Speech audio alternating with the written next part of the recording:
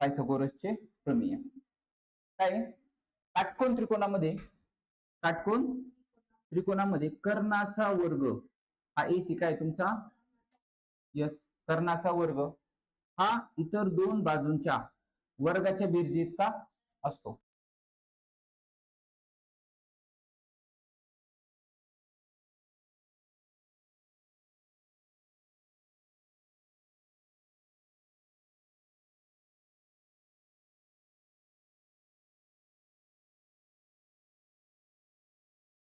Okay, तर जे तुमचे दोन त्रिकोण तयार झालेले आहेत हे दोन्ही त्रिकोण एकमेकांसोबत कसे असतात समरूप असतात आणि मूळ काटकोन त्रिकोणाशी कसे असतात ते समरूप असतात. कसे असतात समरूप असतात. म्हणजे पहिला त्रिकोण दुसऱ्या बरोबर समरूप आहे आणि हे दोन्ही पण त्रिकोण मूळ काटकोन त्रिकोणासोबत कसे असतात ते समरूप असतात. मागच्या समरूपतेच्या थेरम मध्ये आपण पाहिलेले आहे. मग या ठिकाणी आपल्याला जर माहिती बघा आता इथं सिद्धतामध्ये काय दिले पहिलं वाक्य काटकोन त्रिकोण एबीसी मध्ये बीडी जो आहे तो एसी ला नाही लंब आहे. काय तो लंब आहे लंब आणि लंब असल्यामुळे त्रिकोण बघा आता लक्ष द्यायचं व्यवस्थित इथून लिहितो मी त्रिकोण ए बी सी हा कोणाबरोबर समरूप आहे यस व्हेरी गुड त्रिकोण ए डी बी बरोबर समरूप आहे आणि एडीबी कोणाबरोबर समरूप आहे यस बी डी सी बरोबर समरूप आहे. बरोबर तुम्ही व्यवस्थित लक्ष द्यायचंय खूप खूप खूप इम्पॉर्टंट आहे. व्हेरी व्हेरी व्हेरी IMP कधी ना कधी हा प्रश्न येणारच तुम्हाला. प्रश्न काय असणार आहे एक्झामला सिद्ध करा की काटकोन त्रिकोणात कर्णाचा वर्ग हा इतर दोन बाजूंच्या वर्गाच्या बेरजे इतका असतो असं तुम्हाला सिद्ध करायचं. काय काटकोन त्रिकोणात कर्णाचा वर्ग इतर दोन बाजूंच्या वर्गाच्या बेरजे इतका असतो असं तुम्हाला आता सिद्ध करायचं.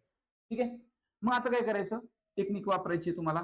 अगोदर हे जे दोन त्रिकोण आहेत ना हे दोन त्रिकोण ह्या बाजूला घ्यायचे नंतर पहिला आणि शेवटचा त्रिकोण या बाजूला घ्यायचा. बघा व्यवस्थित एकदम टेक्निकने व्यवस्थित लिहायचं. त्रिकोण ए बी सी समरूप त्रिकोण ADB बरोबर आहे.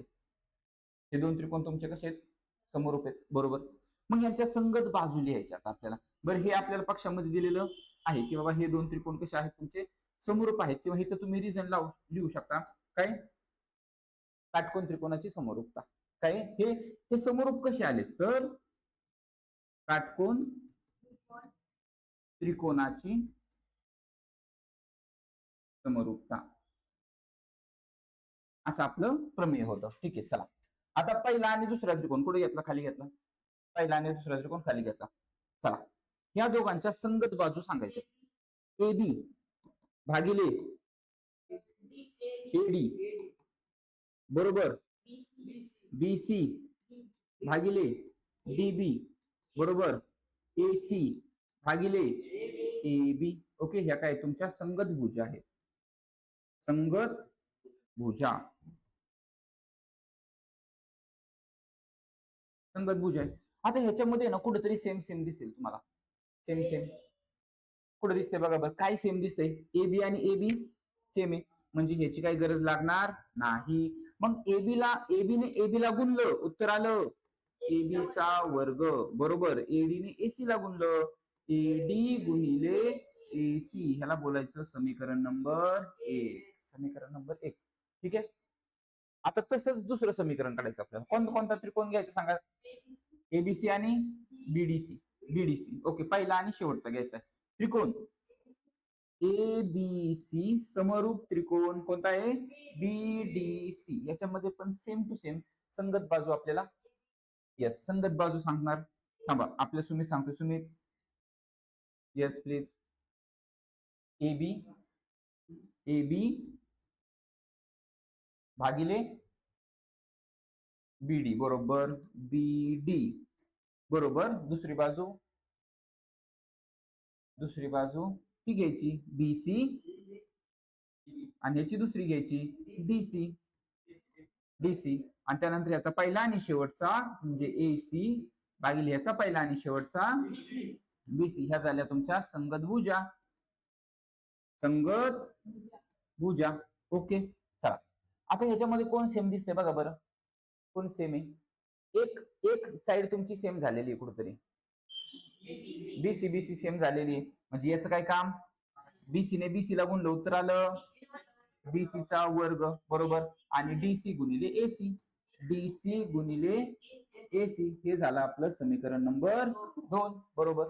आता समीकरण 1 आणि समीकरण 2 यांची बेरीज करायची, यांची काय करायची, बेरीज करायची. करूयात मग, चला त्याला वरती घेऊयात, आपण वरती घेऊयात. ओके, समीकरण 1 व समीकरण 2 यांची बेरीज करू. इथं आता हे इथपर्यंत झाला. समीकरण 1 व 2 यांची काय करूयात, बेरीज करू, यांची बेरीज करू.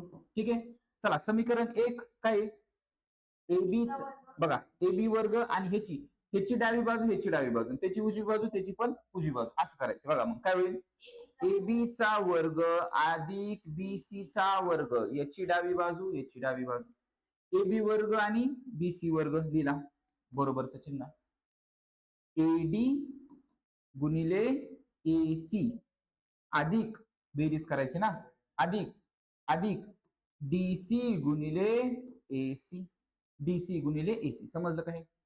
ओके, आता ह्या दोघांमध्ये सामायिक काय बघा, याच्यामध्ये आणि याच्यामध्ये काय सामायिक आहे, एसी आणि एसी कसा आहे, सामायिक आहे, त्याला आपण कंसाच्या बाहेर काढूयात, एसी कंसामध्ये काय राहिलं, एडी अधिक डीसी, व्हेरी गुड, एडी राहिला डीसी राहिला, तू इथे लिहून टाकला. आता मला सांगा, आकृतीमध्ये पाहून सांगायचंय, एडी अधिक डीसी काय बनतोय बघा, आकृतीमध्ये एडी अधिक डीसी काय बनतोय, एडी अधिक डीसी म्हणजेच कर्ण बनतोय, म्हणजे एसी बनतोय. म्हणजे जर मी एडी अधिक डीसी, एडी अधिक डीसी, एडी अधिक डीसी ह्या दोघांची जर आपण बेरीज केली तर आपल्याला काय मिळतोय, एसी मिळतोय. म्हणजे एडी अधिक डीसीच्या जागेवर, एडी अधिक डीसीच्या जागेवर, एडी अधिक डीसीच्या जागेवर आपण काय लिहू शकतो, एसी लिहू शकतो, बरोबर आहे, एसी लिहू शकतो. मग एसी गुणिले एसी, एसीचा वर्ग, शाबाश. या ठिकाणी आहे तुमचा एबी वर्ग अधिक बीसीचा वर्ग, आणि हेच आपल्याला सिद्ध करायचं होतं. याला फक्त सरळ करून लिहूया की बाबा एसीचा वर्ग बरोबर एबी वर्ग अधिक बीसीचा वर्ग, फिनिश. हे आहे आपलं पायथागोरसचं प्रमेय. येस, ठीक आहे, अशा पद्धतीने तुम्हाला जायचं. सोपं आहे का, एकदम सोपं आहे. सोडायचं झोपेत पण त्याला सोडायचं नाही, 100% ते विचारलं जाऊ शकतं. खूप खूप खूप महत्वाचं आहे. मला आठवतंय अजून आमच्या काळात पण हे विचारलं होतं, पायथागोरसचं प्रमेय 10वी मध्ये असताना. ठीक आहे, सो आता तुम्हाला पहिल्या टेस्टला नाही आलं, दुसऱ्याला येईल, दुसऱ्याला नाही आलं, तिसऱ्याला येईल, त्याला नाही आलं प्रिलिम्सला येईल, तुमच्या सराव परीक्षेला येईल. ठीक आहे, त्याला नाही आलं बोर्डाला तरी येईल, कधी ना कधीतरी हे विचारतात. त्यामुळे ह्याला परफेक्ट बनवूनच ठेवायचं, एकदम परफेक्ट त्याला करायचे, व्यवस्थित करायचे. एकदम सोपं आहे. तिन्ही त्रिकोणांची नावं लिहायची अगोदर, पहिला दुसरा तिसरा, नंतर पहिला आणि दुसरा इथे घ्यायचा, त्यानंतर पहिला आणि तिसरा इथे घ्यायचा. नंतर काय केलं, संगत बाजू लिहिल्या, इकडे पण संगत बाजू लिहिल्या, जे सेम सेम दिसते एबी एबी ते ठेवलं, तिसरी वाली कट केली, गुणाकार केला, समीकरण नंबर 1. इकडे पण जी सेम सेम दिसते ती ठेवली, त्यांचा गुणाकार केला. ओके, खाली लिहिला समीकरण नंबर 2, आणि नंतर समीकरण 1 आणि समीकरण 2 यांची काय केली आहे, यांची काय केली आहे, बेरीज केली. समीकरण 1 आणि समीकरण 2 यांची बेरीज करू, आणि त्यानंतर बेरीज केली, या ठिकाणी आपण सोडवलं. ओके, एसी वर्ग बरोबर एबी वर्ग अधिक बीसी चा वर्ग. ठीक आहे, आता व्यवस्थित लिहून घ्यायचं, पुढेही सगळं लिहायचं. हो हो, व्यवस्थित नोट डाऊन करून घ्यायचं. ठीक आहे.